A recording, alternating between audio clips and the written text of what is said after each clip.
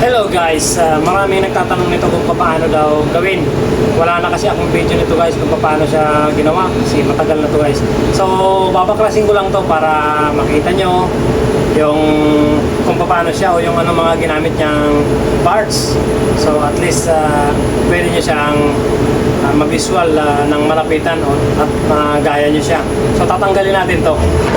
So ganito lang ang simpleng paggawa nito. Kuha lang kayo ng angular. And then, ito nga palang tubo na to ay parang pinaka-guide nyo lang yan. So tatanggalin natin to guys. Pinaka-guide niya lang yan sa bolt dito sa mahabang bolt na to. Bali 24 ang M16. Tapos 24 yung spanner niya. So ganito lang guys. Yan. So itong part na to ay angular siya. So yan, para makita nyo. And then winilding natin yung kanyang bolt, nut dito sa ano na yan, sa angular. Pinutasan lang natin yan siya. So bali ganyan, may butas, then winildingan natin tong nut.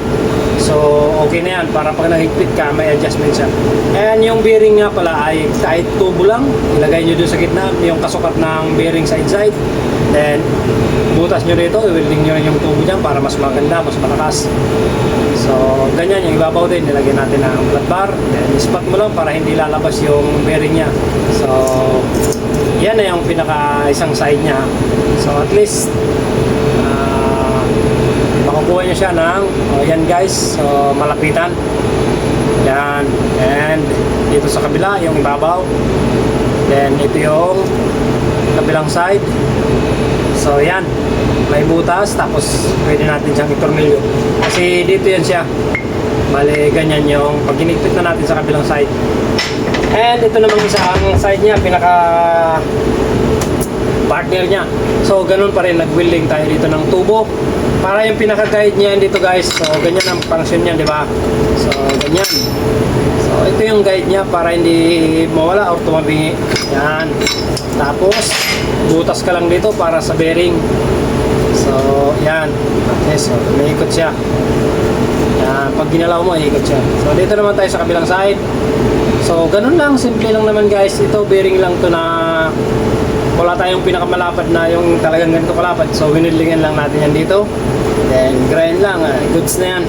At least may ano na siya, malapad na siya. Then pwede na natin magamit yan na special tools. So yun lang yung simpleng paraan. So ganun lang guys.